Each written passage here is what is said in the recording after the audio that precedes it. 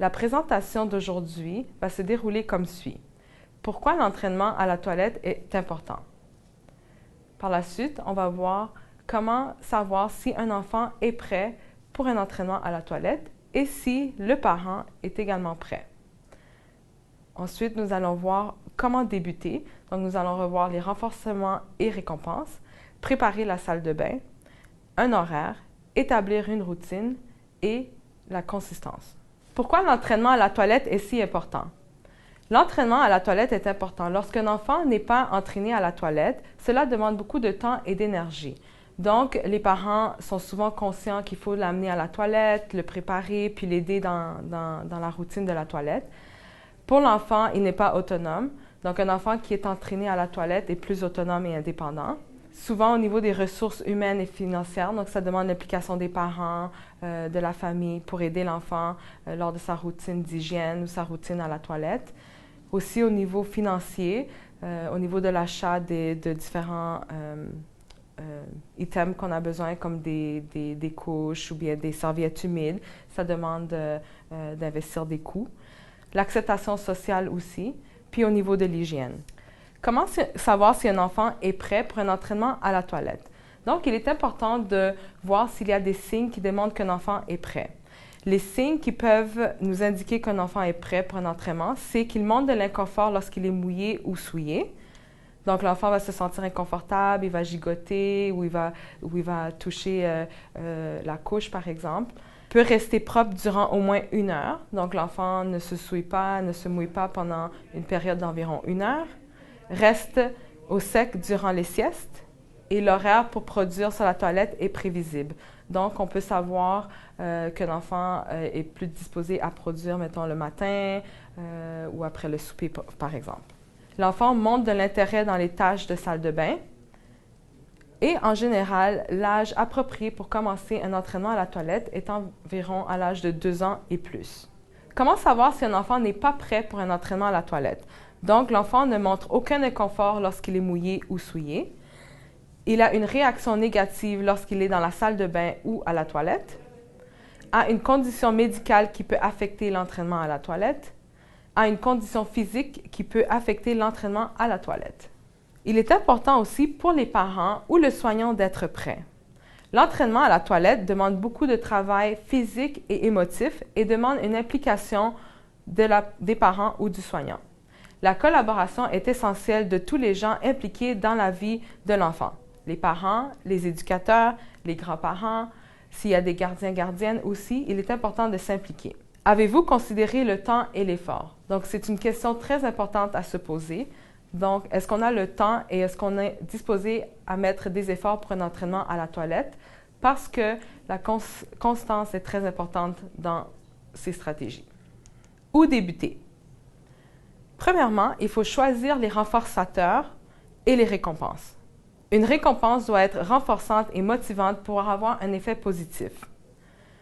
Il faut utiliser l'inventaire des renforcements, donc c'est de faire une liste des choses que l'enfant aime ou les choses dont l'enfant est attiré vers. Les récompenses doivent être utilisées seulement pour les succès. Des livres, jouets peuvent être mis dans la salle de bain pour occuper l'enfant lorsqu'il est assis. Les types de renforcement. Il y a les renforcements tangibles et comestibles. Par exemple, un bonbon, des fruits, un jouet, par exemple. Des renforcements sociaux, donc donner des renforcements sociaux comme bravo, bel effort et un système d'émulation. Il est important aussi de préparer la salle de bain. Donc, mettre des jouets intéressants dans la salle de bain, avoir un petit banc si les pieds de l'enfant ne touchent pas à terre, parce que cela peut causer un peu d'insécurité. Donc, si l'enfant a les pieds à terre, donc il va se sentir mieux et plus confortable. Mettre un siège si l'enfant est trop petit pour la toilette régulière. Si nécessaire, mettre de la musique réconfortante. S'assurer d'avoir du papier de toilette et des serviettes humides. L'utilisation du petit pot n'est pas nécessaire. Un autre point important est l'horaire. Avoir les feuilles de prise de données à la portée de la main. Un niveau de base doit être fait 2 semaines avant de débuter l'entraînement à la toilette. Comment est-ce qu'on va déterminer l'horaire? C'est basé sur les données qu'on va recueillir. Donc, pendant 2 semaines, on va recueillir des données sur les moments où l'enfant va à la toilette. Il est important de vérifier aux 30 minutes durant le niveau de base. Après le niveau de base, les intervalles sont choisis en fonction de la fréquence des données. Après que le niveau de base est établi, les couches et les pull-ups doivent disparaître.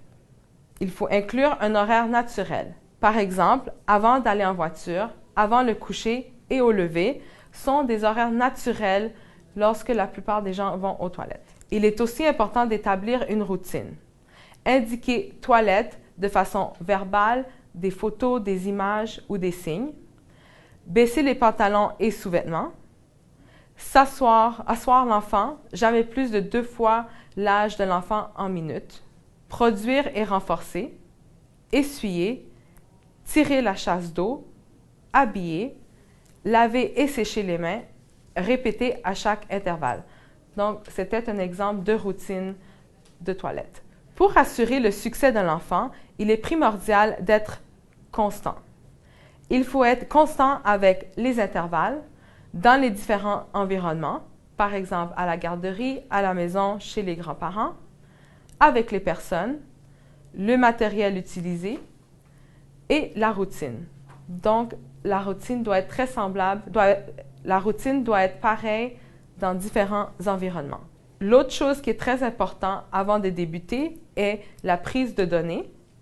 La disponibilité des renforcements et feuilles de données doivent être à disposition et ne pas prendre de pause la fin de semaine, les journées fériées ou l'été. Lorsqu'on commence l'entraînement à la toilette, on continue. Alors, que faire si un enfant a un succès? Alors, on continue de ce qu'on a vu auparavant. Il faut renforcer immédiatement l'enfant. On fait la fête, bravo, super, fantastique. Il faut inscrire le succès sur la feuille de données, ce qui est très important pour savoir où est-ce que l'enfant il est rendu. Et il faut retourner à la toilette à la prochaine intervalle. S'il ne produit pas sur la toilette, c'est très important de rester neutre et sans expression. Il ne faut pas montrer qu'on est déçu parce que l'enfant va sentir qu'il vit un échec. Il faut reconnaître l'effort, donc on va dire à l'enfant « Bravo, tu t'es bien assis, je suis fière de toi », mais vraiment, on reste neutre et sans expression. Il ne faut pas donner le renforcement qui est réservé seulement pour les succès. Alors, on s'entend vraiment que les renforcements pour les succès sont pour les succès ou sinon, on utilise des renforcements sociaux que l'on peut donner. Il faut rediriger l'enfant à son activité qu'il faisait auparavant et ensuite, on retourne à la toilette à la prochaine intervalle. Si l'enfant a un accident, qu'est-ce qu'on fait? Ça peut arriver qu'un enfant va avoir un accident. On amène l'enfant à la toilette si c'est possible avant qu'il termine, afin qu'il puisse terminer sur la toilette. Si ce n'est pas possible, ce n'est pas plus grave qu'il faut. À nouveau, il faut rester neutre, il ne faut pas montrer qu'on est déçu. Il faut lui dire que le pipi et le caca vont dans la toilette. C'est important de mettre l'information sur la feuille de données. Les feuilles de données nous dirigent vraiment en termes de quand il faut amener l'enfant à la toilette et s'il produit ou non. Alors, le habit training, si on peut traduire produire sur la toilette, qu'est-ce qu'on veut dire par cela? Ce qu'on veut dire par le habit training, c'est développer le contrôle pour uriner et les selles en allant sur la toilette. Ce n'est pas vraiment un entraînement à la toilette, mais vraiment aider l'enfant à pouvoir produire selon un horaire. Produire sur la toilette devient une habitude apprise par répétition. L'enfant ne va pas nécessairement demander, mais puisqu'on a pris beaucoup de données auparavant, on sait quand l'enfant a besoin d'aller aux toilettes ou non et on l'emmène à ces moments-là. Alors, comment choisir entre l'entraînement à la toilette et le habit training? L'entraînement à la toilette devient approprié lorsque l'enfant est conscient du besoin d'aller aux toilettes. Donc, s'il est mouillé ou il est souillé, il va nous montrer qu'il est inconfortable, il va essayer d'enlever sa couche, il va venir nous voir. L'enfant demande une couche lorsqu'il doit aller à la toilette. Fait que souvent, les enfants, s'ils sont mouillés ou souillés, peuvent aller vers des couches, nous les amener pour nous montrer « j'ai besoin d'être changé ». Donc, ça nous démontre qu'il est conscient. L'enfant montre un intérêt pour la toilette. Il trouve ça intéressant, il va vers la toilette. S'il a un frère ou une sœur qui va à la toilette, il vient durant ces moments-là ou lorsque papa et maman ils vont aussi. L'enfant a un âge développemental de plus de 3 ans et cet entraînement ne doit pas être utilisé pour des enfants de moins de 18 mois. En bas de 18 mois, c'est un peu trop jeune pour commencer un entraînement à la toilette. Lorsqu'on parle de habit training, c'est approprié lorsque l'enfant n'est pas conscient du besoin d'aller aux toilettes. Donc, un enfant qui est mouillé, qui est souillé, qui ne réagit pas, qui ne vient pas nous voir, ne vient pas nous chercher, qui ne veut pas emmener une autre couche, il démontre qu'il n'est pas conscient.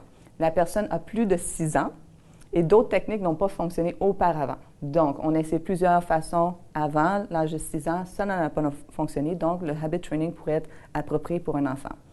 L'individu, l'enfant, a un âge développemental de moins de 3 ans où il n'est pas conscient ou ne montre pas d'inconfort lorsqu'il est mouillé ou souillé. Le habit training, afin d'éviter des accidents, vous devez mettre l'effort dans ce processus. Comme dans l'entraînement à la toilette, le habit training demande un effort et demande une collaboration aussi. Il faut développer et utiliser un horaire en fonction du moment où l'enfant urine ou il fait des selles. Il faut emmener l'enfant aux toilettes 5 à 15 minutes avant qu'il urine ou il selle. Donc, on a quand même pris un niveau de base, même pour le habit training.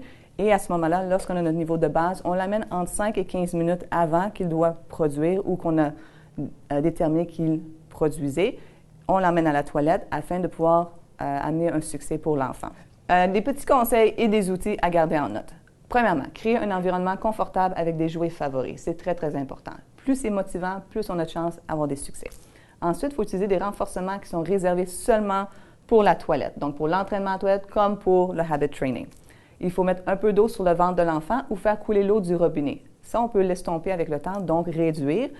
On ne le fait pas avec tous les enfants, mais certains enfants, ça peut être utile. Donc, c'est des petits conseils, des petits outils. Vous ne devez pas suivre chacun d'entre eux, mais quelques-uns d'entre eux peuvent être utiles avec votre enfant. L'enfant peut observer un enfant plus vieux ou un adulte qui utilise la toilette. Donc, un petit garçon pourrait observer son frère ou sa sœur plus vieux, son papa, et voudrait faire la même chose qu'eux. Donc, ça devient un modèle pour eux. Et ensuite aussi, ce qui est intéressant, c'est lorsque c'est un frère ou une sœur plus vieux qui vont à la toilette, l'autre enfant voit comment ils se font renforcer et récompenser. Donc, ça les motive davantage à vouloir aller aux toilettes. Il faut éviter de donner à boire avant le coucher. C'est sûr que tout le monde a toujours soif un petit peu avant le coucher, les adultes comme les enfants, mais le plus possible, éviter de donner à boire avant le coucher afin qu'ils ne fassent pas pipi durant la nuit dans le lit. Il faut donner plus de liquide durant le jour. Donc, les liquides, ça peut être en termes d'eau, de jus, ça peut être des fruits aussi, tout ce qui renferme beaucoup d'eau, des popsicles, etc. Si l'enfant a fait des selles dans sa couche, prenez la couche, videz le caca dans les toilettes, comme ça l'enfant va voir que le caca, ça va dans les toilettes. Il faut encourager l'enfant à tirer la chasse d'eau aussi, comme ça il participe au processus. On amène l'enfant à la toilette dès qu'il se lève. Comme toute personne en général, quand on se lève, une des premières choses que l'on fait, c'est qu'on va aux toilettes. Alors, on invite l'enfant à faire la même chose, afin qu'il comprenne qu'il y a quand même une petite routine qui s'établit. L'utilisation d'aides visuelles dans la toilette est très efficace aussi. Ça montre à l'enfant ce qui est attendu pour lui comme pour ses frères et ses sœurs. Il ne faut jamais punir un enfant s'il y a un accident. On a souvent tendance en tant qu'adulte que si un enfant ne réussit pas quelque chose, on va faire « Oh non, mais pourquoi tu n'as pas fait ça? » C'est vraiment, on reste neutre le plus possible. Un enfant doit sentir des succès et non pas sentir des échecs ou sinon il ne voudra plus participer à son entraînement à toilette ou son habit training. Et aussi, les enfants, ils ont des contrôles au niveau de s'ils vont aux toilettes ou non, comme ils ont le contrôle au niveau de la nourriture. Donc, il faut vraiment leur laisser savoir que tu as un accident, c'est pas grave, on continue. Ne pas mettre de couche lorsque vous avez débuté l'entraînement à la toilette.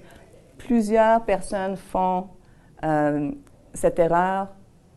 On enlève les couches, on fait l'entraînement à la toilette, on fait le habit training. Ah, on s'en va quelque part plus loin que d'habitude, on remet la couche dans l'auto, au cas qu'il y ait un accident ou quoi que ce soit, on continue. Non, on ne fait pas ça. Quand on débute un entraînement à la toilette ou un habit training, on suit le processus, il n'y a pas d'exception. Si vous allez quelque part plus loin que d'habitude, vous vous permettez d'arrêter en mi-chemin afin d'amener l'enfant aux toilettes ou de lui permettre de pouvoir aller aux toilettes. Mais dès qu'on revient dans la couche, l'enfant devient confus et ne sait plus s'il doit faire dans la couche ou dans la toilette. On commence et on continue le processus. Vous pouvez utiliser un peu d'eau tiède pour y mettre les pieds, pour aider l'enfant à uriner, mais encore là, comme je disais auparavant, c'est des outils et des conseils, vous ne devez pas suivre chacun d'entre eux. C'est important d'habiller l'enfant avec des vêtements faciles à enlever. Donc, des pantalons avec des élastiques, c'est super fantastique.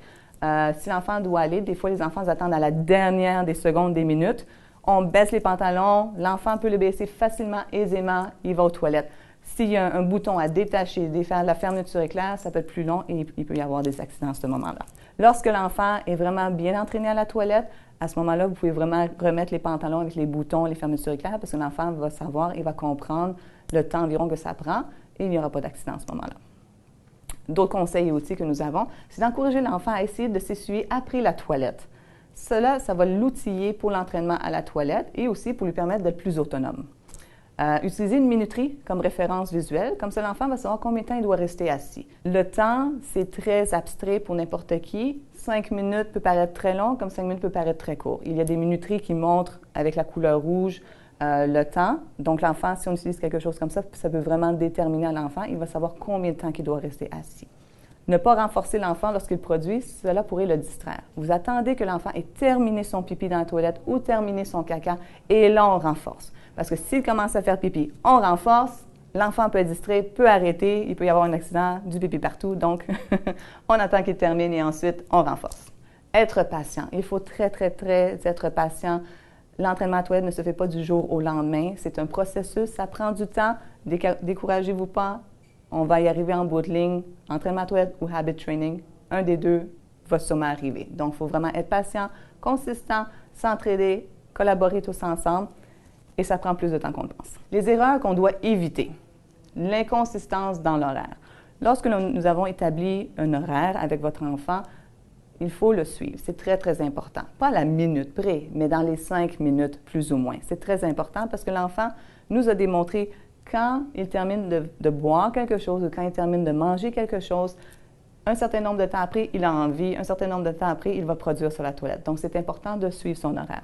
D'autres erreurs, c'est de continuer de mettre des couches. Il ne faut pas faire d'exception, comme je disais avant, et c'est vraiment très important. L'enfant devient confus, et si on met les couches, on enlève les couches, on remet les couches, la confusion est établie, l'enfant ne sait pas du tout s'il doit produire ou non, alors on ne fait pas de couches ou les couches. Le seul moment que vous pouvez garder des couches, c'est pour la nuit. Donc, si on fait un entraînement à la toilette pour le jour, l'enfant est dans des petites culottes durant le jour et la nuit, vous pouvez le mettre en couche afin qu'il n'y ait pas d'accident. Ensuite, lorsque vous débuterez l'entraînement à la toilette durant la nuit, il n'y a pas de couche.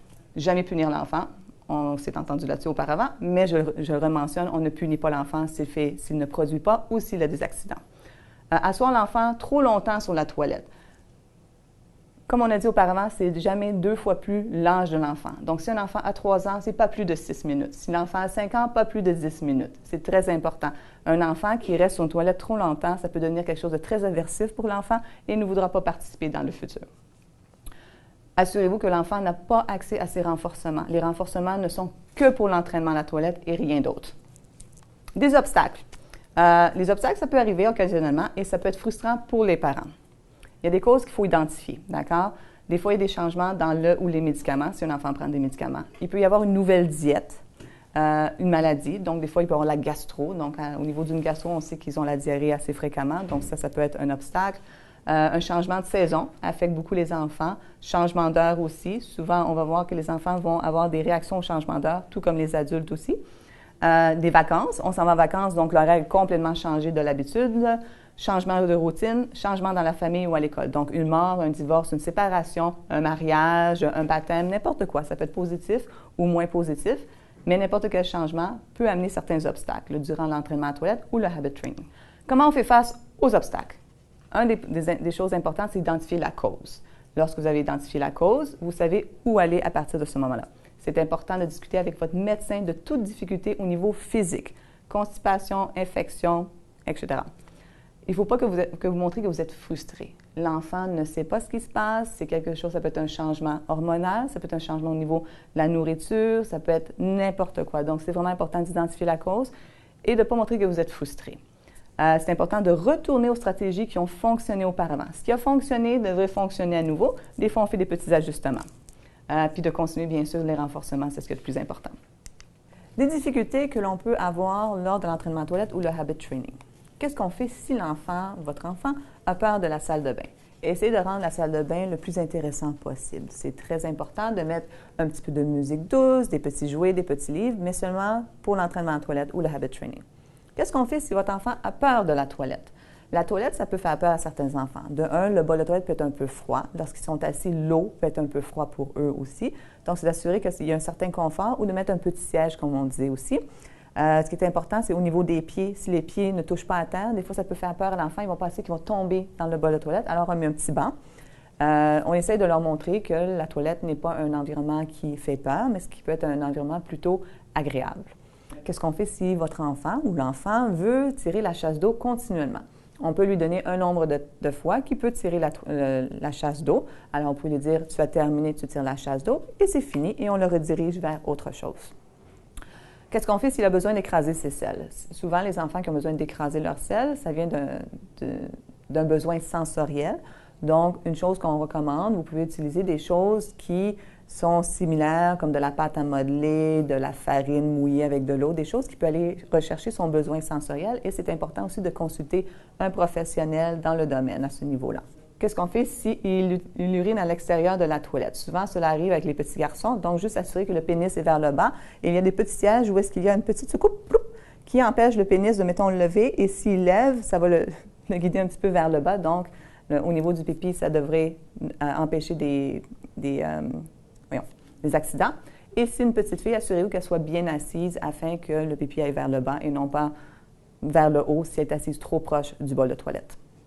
Qu'est-ce qu'on fait si un enfant utilise trop de papier de toilette? Donnez-lui un certain montant de papier de toilette, tout simplement. Puis s'il résiste à se laver les mains, rendez la situation de laver les mains plaisante. Faites des chansons, trouvez des savons qu'il aime avec des odeurs qu'il aime. Il y a des savons sur le marché avec toutes sortes de couleurs qui sont super fantastiques avec les enfants. Et vous pouvez laver les mains avec ça. Ou il y a aussi les petits gels où est-ce que c'est laver les mains sans eau. Vous pouvez utiliser ça aussi. Une chose qui est importante de garder en tête, c'est que l'entraînement à la toilette, c'est du sérieux. Le habit training aussi, mais vous pouvez avoir du plaisir à le faire et mettez-vous pas trop de pression sur vous. Allez-y tranquillement et doucement et votre enfant va vivre des succès ainsi que vous. Et n'oubliez pas, cela prend beaucoup de temps.